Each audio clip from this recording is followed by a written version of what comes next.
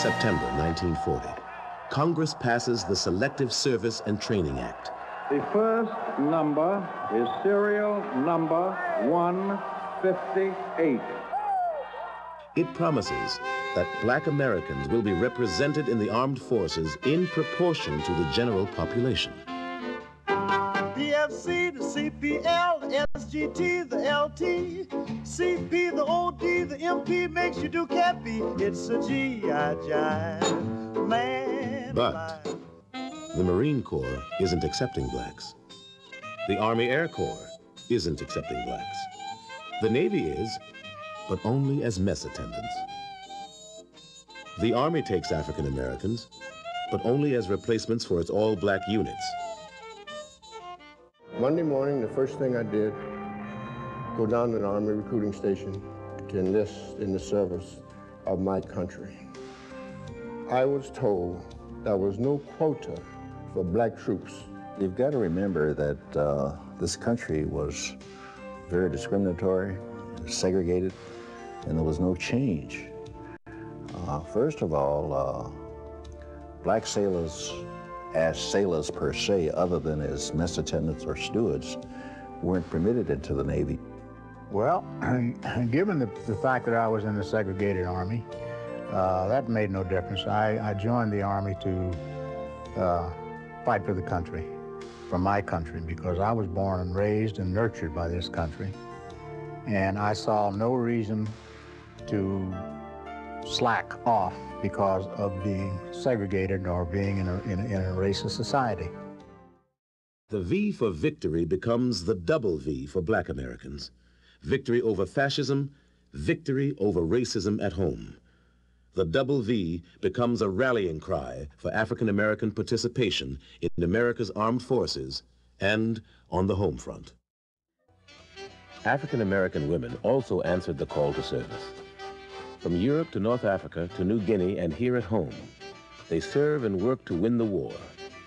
In April 1941, the Army Nurse Corps has 48 African American nurses. By 1944, there will be 220 black Army nurses. African American females in the Women's Army Corps, or WACs, also have an uphill battle to serve their country. Spring 1944. Allied forces gather in England for the largest amphibious invasion in history. African American troops are part of the operations that will liberate Europe. Quartermaster units rush troops to the docks and load precious supplies. Their support is critical to the pending invasion. At Omaha Beach, black soldiers of the 320th Anti-Aircraft Balloon Battalion release barrage balloons to protect the Allied troops and ships. African American medics tend to the men wounded in the bloody battle. The 370th Infantry and the 598th Field Artillery, made combat ready with the best soldiers from the division, deploy to Italy. They join Allied forces fighting along the Gothic Line, stretching from north of Massa eastward to Bologna.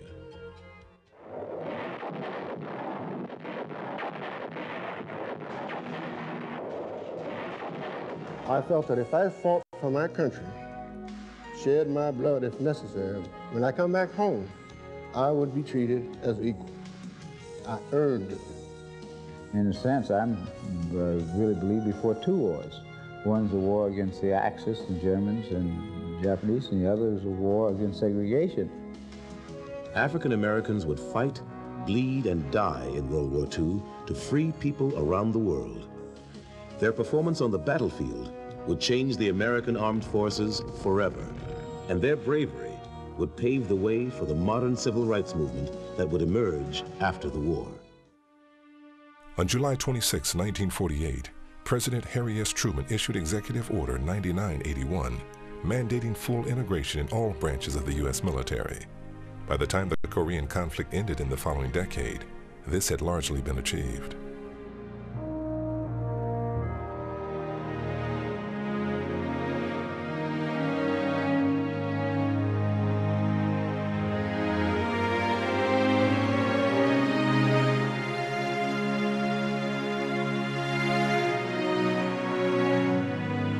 unanimous ruling of the United States Supreme Court in the case of Brown versus Board of Education declared that separate educational facilities for black and white children are inherently unequal. Today's opinion makes a clear-cut determination that the Negro school children must be given their rights and given them, to use the court's language, as soon as practicable and on a non-discriminatory basis. By force of this language, counties and states holding up their desegregation program because of the continued existence of state laws requiring segregated schools are now free to act and to desegregate their schools in conformity to the May 17th decision. Thus, with this type of cooperation on the level of these states and counties throughout the South, we are confident that desegregation will proceed to open the door to true democracy for all of the children of our nation. A decision of the Supreme Court has been made that segregation has no place in public schools. I like the Supreme Court ruling on segregation because I think that we as Negroes can get a broader education and can advance farther than we have in the past. In my opinion, Ms. Martin, I think that the decision handed down by the Supreme Court is one of the most wonderful things that happened in America, and especially in the South, in the last 50 years. We still have many people in the South who have the opinion of separate but equal rights, separate but equal privileges. I think that probably that opinion is out of date. By that I mean that during the earlier history of our nation, we had aristocracy, we had a definite line of demarcation as far as the races were concerned. I think the Southerners have progressed to the extent now that we can approach this decision and this question as open-minded individuals, and I think we must do it that way, or else we will never solve the problem. Some of the good people of both races who live under the protection of the United States may not be satisfied with the decision of the Supreme Court, but all of us know that the Supreme Court of the United States is the highest governing power that we have in the world.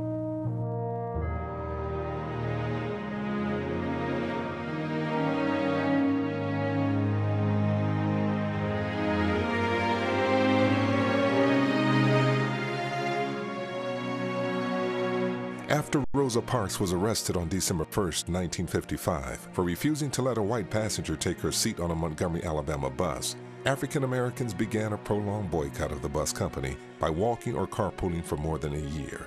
On December 21st, 1956, black passengers once again rode Montgomery city lines. For a number of years, the Negro passengers on the city bus lines of Montgomery have been humiliated, intimidated, and faced threats on this bus line. Just the other day, one of the fine citizens of our community, Mrs. Rosa Parks, was arrested because she refused to give up her seat for a white passenger.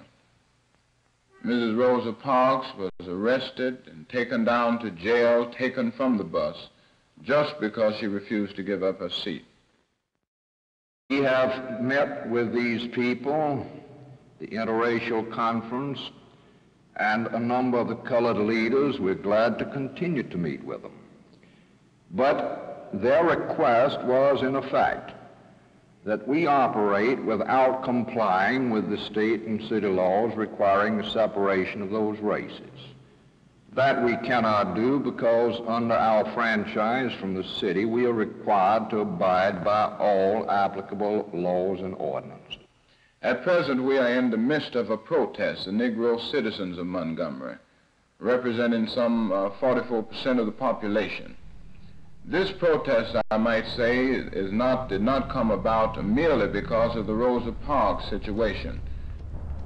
90% at least of the regular Negro bus passengers are staying off the buses, and we plan to continue.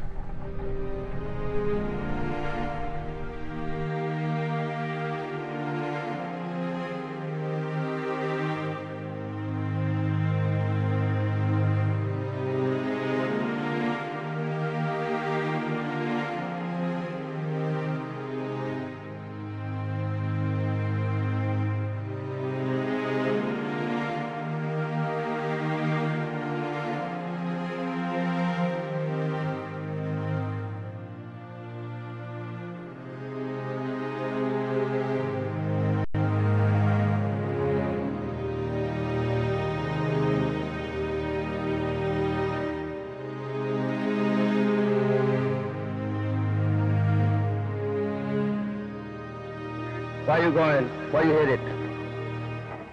For more than 12 months now,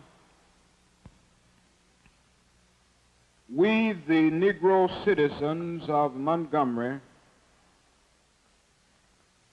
have been engaged in a nonviolent protest against injustices and indignities experienced on city buses. We came to see that in the long run, it is more honorable to walk in dignity than ride in humiliation.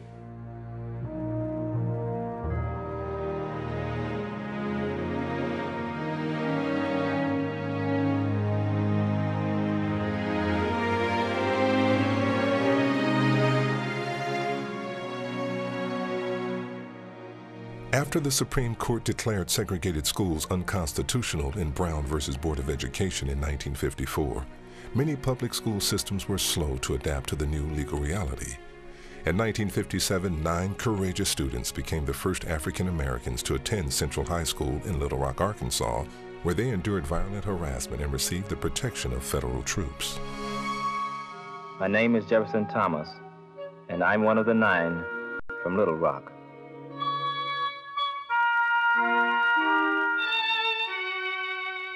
There is nothing strange in seeing 9 American children walking to school on a September morning. But this was a special morning in a special part of America, a place where Negro children had never gone to school with whites before.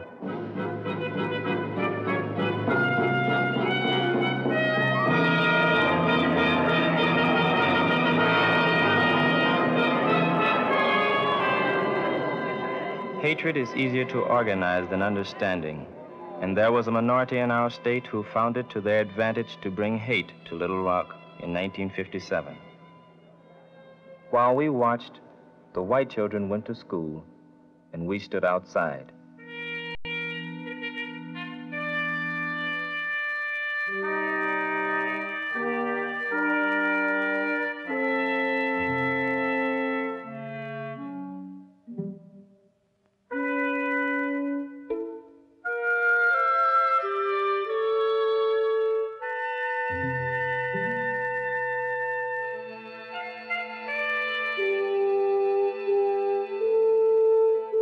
We had been taught in school that we were a nation under law, and the law said segregation was wrong. Now we waited to see if our laws had meaning, or were just words in a book, or idle talk in a classroom.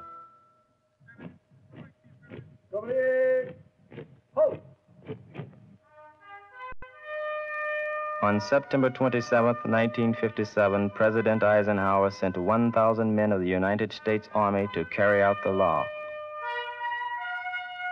The Supreme Court of the United States had said, "The entire strength of the nation may be used to enforce, in any part of the land, the security of all rights entrusted by the Constitution."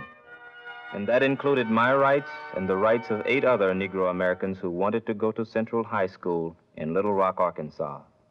We were Terrence Roberts, Thelma Mothershed, Elizabeth Eckford, Ernest Green, Carlotta Walls, Melba Patillo, Minnie Jean Brown, and Gloria Ray. And we were